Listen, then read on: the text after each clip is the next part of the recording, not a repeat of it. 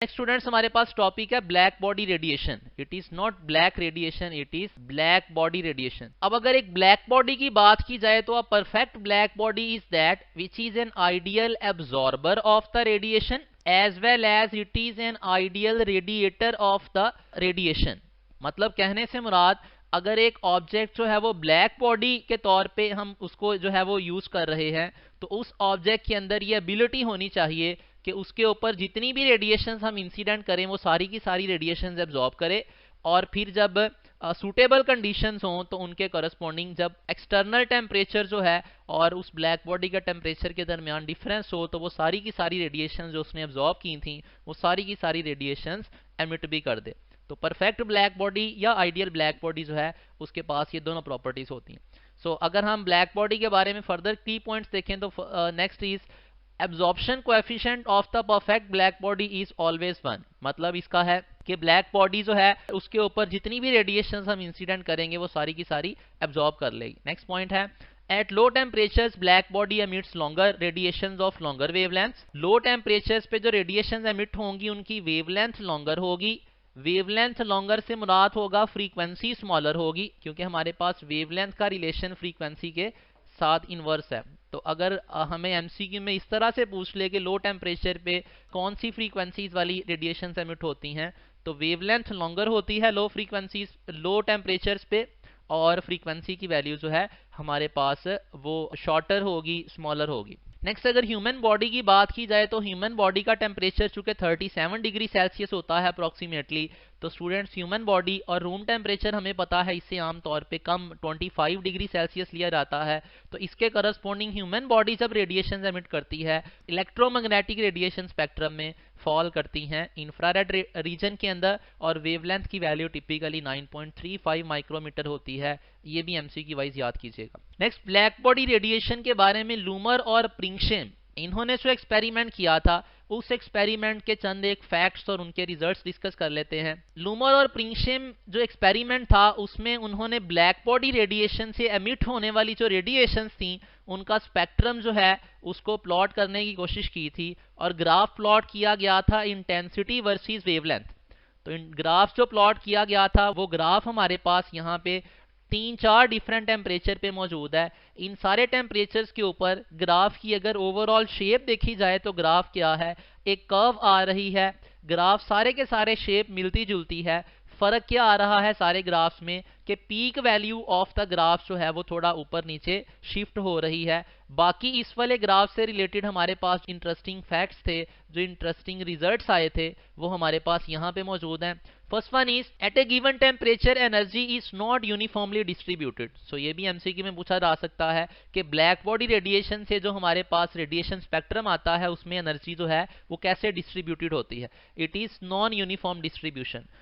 Next हमारे पास point आता है lambda max multiplied by T. यहाँ पे टी क्या है, it is the temperature.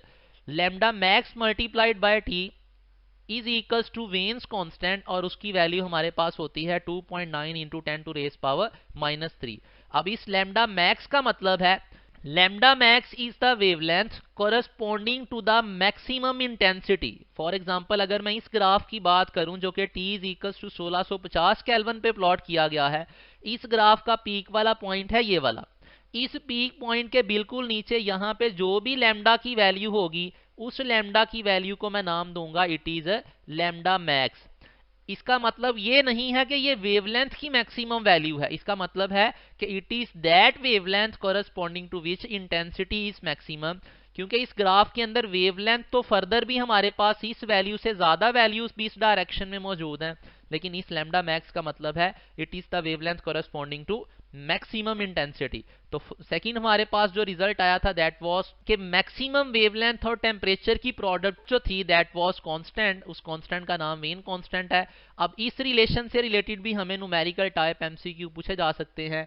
Temperature की वैल्यू मेंशन करके लैम्डा मैक्स पूछा जा सकता है एंड वाइस वर्सा। नेक्स्ट हमारे पास जो फैक्ट आया था, जो हमारे पास डिडक्शन थी इस ग्राफ से, that was intensity is directly proportional to lambda up to lambda max. Intensity और लैम्डा जो था, वेवलेंथ बढ़ने से इंटेंसिटी जो थी वो बढ़ रही थी। ये कब तक ये वाला रिलेशन होल्ड करता था, लैम्डा मैक्स तक। आफ्टर लैम्डा मैक्स क्या हो गया था, दोनों का रिलेशन इनवर्स हो गया था। ये वाली चीज भी यहाँ पे हम ग्राफ से एनालाइज कर सकते हैं कि अगर इसी वाले ग्राफ 1650 वाले टेम्परेचर वाले ग्राफ की ही बात की जाए तो इस ग्राफ के अंदर हमारे पास यहाँ पे ग्राफ राइजिंग कर्व है जब तक हम लैम्डा मैक्स तक जाते हैं। लैम्डा मैक्स के बाद क्या हो रहा है, इंटेंसिटी डिक्रीज करना शुरू होगी जैसे जैसे फर्दर वेवलेंथ बढ़ रही है। तो ये हमारे पास रिजल्ट आ गया जी। नेक्स्ट हमारे पास है एरिया अंडर द कर्व। अगर यही इंटेंसिटी डिस्ट्रीब्यूशन डायग्राम में एरिया अंडर द कर्व की बात की जाए तो स्टूडेंट्स याद रखिएगा, एरिया अंडर द कर्व हमारे पास रिप्रेजेंट करता है एनर्जी पर यूनिट टाइम पर यूनिट एरिया। इस चीज को हम नाम देते हैं एनर्जी इंटेंसिटी। ग्राफ के अंदर जो चीज प्लॉट की गई है वो पावर इंटेंसिटी है, यहाँ पे एरिया जो हमें प्रोवाइड करेगा that will be energy intensity, और इसको हम E से रिप्रेजेंट करेंगे। और इस E का रिलेशन अगर टेम्परेचर के साथ देखा जाए तो E का रिलेशन टेम्परेचर के साथ था, E was equals to sigma multiplied by T raise to the power, यहाँ पे 2 नहीं है, यहाँ पे 4 है। This is the relation, E is equals to sigma into T raise to the power 4। मतलब एनर्जी पर यूनिट टाइम पर unit area is directly proportional to 4th power of the temperature. मतलब अगर यहाँ पे एमसीक्यू हम एमसीक्यू वाइज एनालाइज करना चाहें तो अगर ब्लैक बॉडी का टेम्परेचर वो कहते हैं हमने डबल कर दिया, तो टेम्परेचर डबल करने से जो एनर्जी पर यूनिट टाइम पर यूनिट एरिया है उसकी वैल्यू कैसे इफेक्ट होगी। टेम्परेचर डबल किया तो 2 की पावर 4 टाइम्स जो है वो हमारे पास E जो है वो चेंज होगी, जिसका मतलब है हमारे पास E की वैल्यू 16 टाइम्स हो जाएगी। यहाँ पे सिग्मा जो है वो हमारे पास स्टीफन्स कांस्टेंट है, इसकी वैल्यू भी आप याद करेंगे। अब एमसीक्यू देख लेते हैं ब्लैक बॉडी से related. First one is by doubling the temperature of black body. तो टेम्परेचर डबल करने से स्टूडेंट्स हमारे पास लैम्डा मैक्स पे क्या फर्क पड़ेगा, इस रिलेशन के अकॉर्डिंग टेम्परेचर डबल करेंगे तो लैम्डा मैक्स क्या हो जाएगा, हाफ हो जाएगा। नेक्स्ट हमारे पास if the temperature of a black body is half, temperature अगर हाफ करें तो एनर्जी रेडिएटेड पर सेकेंड पर स्क्वेयर, यहाँ पे स्क्वेयर वाटर नहीं है स्क्वेयर मीटर है, दिस इज स्क्वेयर मीटर। तो एनर्जी रेडिएटेड पर सेकेंड पर स्क्वेयर मीटर बिकम्स, तो इसमें हमारे पास आंसर जो है टेम्परेचर की वैल्यू अगर हाफ करेंगे तो इस रिलेशन के according E is equals to sigma T raise to the power 4। जब टेम्परेचर हाफ करेंगे तो 1/2 की पावर 4 टाइम्स E की वैल्यू चेंज होगी, और E डैश का जो आंसर आएगा इट विल बी 1/2 की पावर 4 लेंगे तो इट विल बी 1/16। तो हमारे पास यहाँ पे आंसर बन जाएगा 1/16। नेक्स्ट स्टूडेंट्स हमारे पास टॉपिक है ब्लैक बॉडी रेडिएशन से जो स्पेक्ट्रम अचीव हुआ था, उस ब्लैक बॉडी रेडिएशन के स्पेक्ट्रम की एक्सप्लेनेशन जो थी वो इलेक्ट्रोमैग्नेटिक वेव थ्योरी जो है वो सक्सेसफुली उसकी एक्सप्लेनेशन नहीं कर सकी थी। तो उसको सक्सेसफुली फिर एक्सप्लेन किया था प्लांक ने।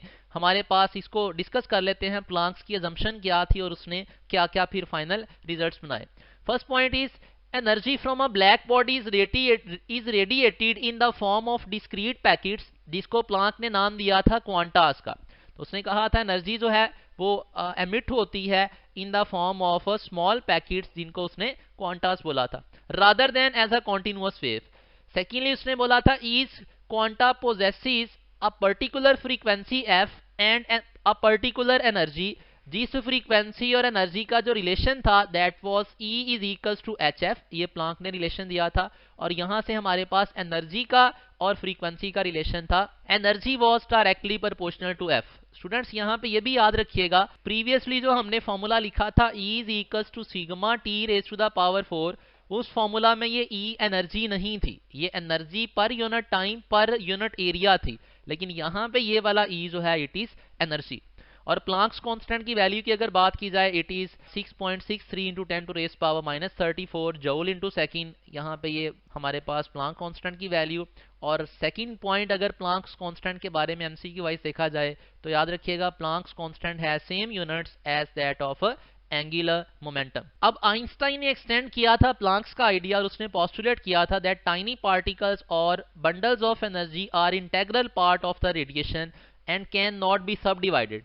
He named the quantas as photon। और उसने फर्दर अपनी E is equals to mc square वाली equation, energy mass inter conversion वाली इक्वेशन से जो है वो एनर्जी, फ्रीक्वेंसी और मोमेंटम को यूं रिलेट किया था E वॉज इक्वल्स टू, ये हमारे पास रिलेशन था, E was equals to mc square, इसमें हम इसको लिख सकते हैं E is equals to mc multiplied by c, ये मास और स्पीड की प्रोडक्ट बन जाएगी मोमेंटम, तो एनर्जी बराबर आ जाएगी momentum into c।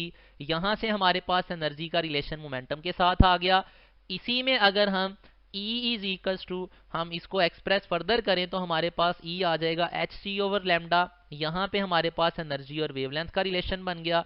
Similarly momentum का रिलेशन अगर हम यूज करके ये वाला h ओवर लैम्डा, मोमेंटम का रिलेशन विद वेवलेंथ देखें वो भी आ गया।